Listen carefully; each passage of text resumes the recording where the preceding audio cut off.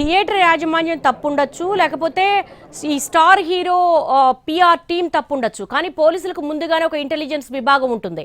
3000 capacity ఉన్నటువంటి థియేటర్లో 7,000 to 10,000 అభిమానులు వస్తున్నారు అంటే అక్కడున్న కొద్దిపాటి పోలీసులకు తెలుస్తుంది, వాళ్ళ హైయర్ అఫీషియల్స్కి ఇన్ఫార్మ్ చేస్తారు.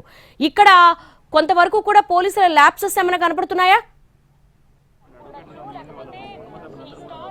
ఖచ్చితంగా ఏంటంటే అల్లు అర్జున్ వచ్చిన వెంటనే అక్కడ వచ్చినటువంటి క్రౌడ్ కాదు అది. అల్లు అర్జున్ రాక ముందు నుంచే వేలాది మంది క్రౌడ్ అక్కడ గ్యాదరింగ్ అయ్యారు.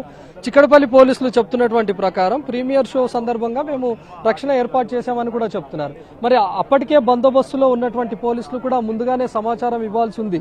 ఇక్కడ ఆల్రెడీ పెద్ద ఎత్తున గ్యాదర్ అయ్యారు, మాకు ఇక్కడ ఉన్నటువంటి ఫోర్స్ సరిపోదు, మరింత ఫోర్స్ రప్పించాలి అనే విషయాన్ని కూడా.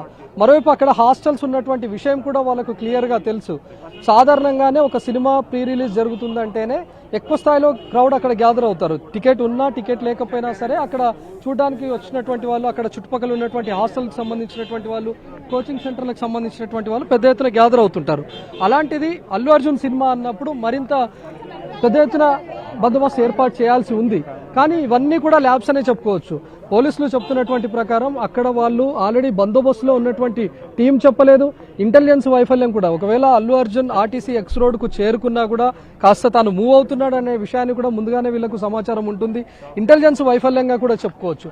అల్లు అర్జున్ ముందుగానే ఆపివేయడమో, లేకపోతే కట్టడి చేయడమో, లేకపోతే పూర్తిగా థియేటర్ లోపలికి రానివ్వకుండా ఆర్టీసీ ఎక్స్ రోడ్లోనే అక్కడే ఉన్నటువంటి అభిమానులకు అభివాదం చేయించి సినిమా థియేటర్ లోపల దాకా అలో చేయకుండా అక్కడి నుంచి పంపించేయడమో పోలీసులు చేయాల్సి ఉండేది. కానీ అక్కడ ఉన్నటువంటి బందోబస్తు ఆ పని చేయలేదు. పూర్తిగా ఇంటెలిజెన్స్ వైఫల్యంగా కూడా చెప్పుకోవచ్చు.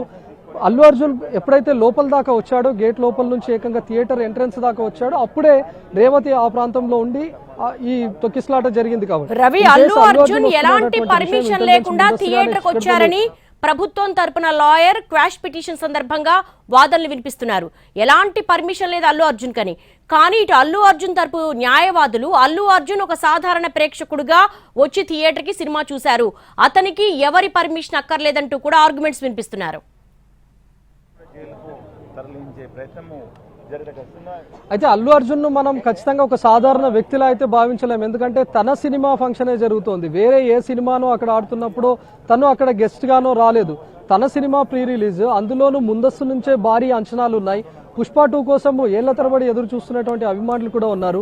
పుష్ప 2 రిలీజ్ కు ముందే కూడా కొంత టీజర్స్ రూపంలో రావడం, భారీ అంచనాలు ఉండడం, ఈవెన్ వీళ్ళు ప్రీ రిలీజ్ ఫంక్షన్ ను కూడా బీహార్లో పెట్టుకోవడం, అంటే వాళ్ళు సినిమా మొత్తానికి ఒక హైప్ ను క్రియేట్ చేశారు.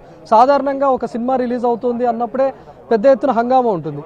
దానికి తోడు ముందస్తుగానే ఒక హైప్ ను క్రియేట్ చేసినటువంటి టైంలో మిగతా సినిమాలు కూడా ఆ టైంలో పుష్ప 2 రిలీజ్ టైంలో కూడా పెద్ద సినిమాలు కూడా లేవు. అందరూ చూడాలి, ముందుగా చూడాలి అనేటటువంటి ఆతృతతో ఎక్కువ స్థాయిలో ఉంటారు. కాబట్టి ఖచ్చితంగా అల్లు అర్జున్ వెళ్తున్నప్పుడు అనుమతి తీసుకోవాలి. కానీ అటు అల్లు అర్జున్ తరఫున న్యాయవాదులు చెప్తున్నటువంటి ప్రకారం ఒక సాధారణ అభిమానున్న మాత్రం అల్లు అర్జున్ తీసుకోలేం. ఎందుకంటే వాళ్ళే భిన్న వాదనలు వినిపిస్తూ ఉన్నారు. ఈరోజు అల్లు అర్జున్ అనేది పాన్ ఇండియా స్టార్గా చూడాలి, తనను రిమాండ్ చేయడం కానీ తన అరెస్టును చూడొద్దు, ఒక జాతీయ స్థాయిలో అవార్డు పొందినటువంటి వ్యక్తి, సమాజంలో ప్రత్యేకమైనటువంటి పలుకుబడి, సెలబ్రిటీల్లో కూడా ఉన్నత స్థాయి పలుకుబడి ఉన్నటువంటి వ్యక్తి అని వాదనలు వినిపిస్తూ ఉన్నారు.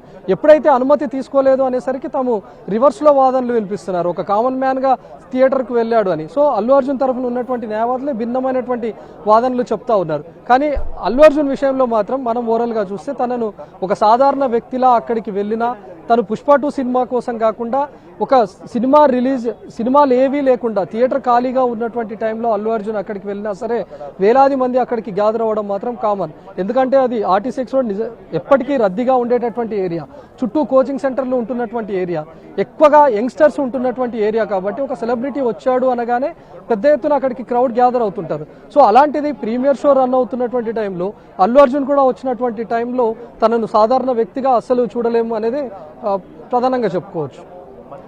రవి, ఆల్రెడీ 2017లో షారుఖ్ ఖాన్ పర్యటనని ప్రస్తుతం అల్లు అర్జున్ తరపు లాయర్లు క్వాష్ పిటిషన్ సందర్భంగా ఆర్గ్యుమెంట్స్ వినిపిస్తున్నారు. ఆ కేసులో అప్పుడు షారుఖ్ ఖాన్ కు క్లీన్ చిట్ వచ్చిందని ఎక్స్పెక్ట్ చేయొచ్చా?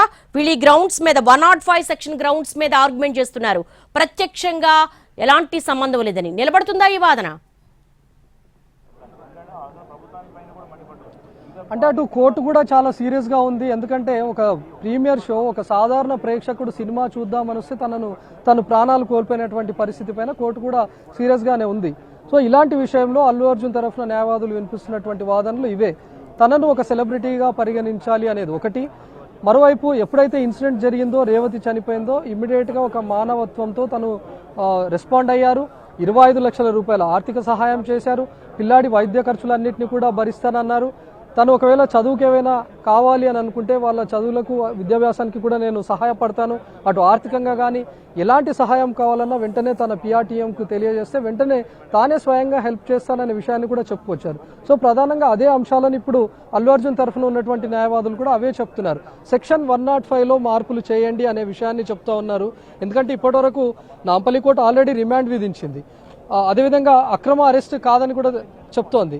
ఇప్పుడున్నటువంటి క్వాష్ పిటిషన్లో ఈ 105 సెక్షన్ పైనే ప్రధానంగా ఆర్గ్యుమెంట్స్ జరుగుతూ ఉన్నాయి. సో 105ని సెక్షన్లలో మార్పులు చేయాలి అనేదే అల్లు అర్జున్ తరఫున ఉన్నటువంటి న్యాయవాదులు కోరుతా ఉన్నారు. ఇంత పెద్ద సెక్షన్ అప్లికేబుల్ కాదు, తను ప్రత్యక్షంగా అసలు రేవతి చనిపోవడానికి కారణం కాదు అనే విషయాన్ని చెప్తున్నారు. అక్కడ ఆల్రెడీ క్రౌడ్ పెద్ద ఎత్తున ఉంది కాబట్టి పోలీసులు కొంత ముందుగానే కంట్రోల్ చేసిన ఈ పరిస్థితి ఉండేది కాదని, అల్లు అర్జున్ వచ్చిన తర్వాత కూడా వెంటనే క్రౌడ్ అంతా గేట్లు ఓపెన్ చేసి బయటకు పంపించి ఉన్నా కూడా ఎప్పుడైతే తొక్కిసలాట జరుగుతుందో వాళ్ళంతా కొంతమంది బయటకు వెళ్ళేటటువంటి వాళ్ళు, ఇవేవీ జరగలేదు. అల్లు అర్జున్ ఏమాత్రం బాధ్యుడు కాడు రేవతి మృతికి అని అల్లు అర్జున్ తరఫున న్యాయవాదులు చెప్తా ఉన్నారు. సో ముఖ్యంగా ప్రధానంగా ఇప్పుడు జరుగుతున్నటువంటి వాదనలన్నింటినీ కూడా 105 పైనే జరుగుతున్నాయి.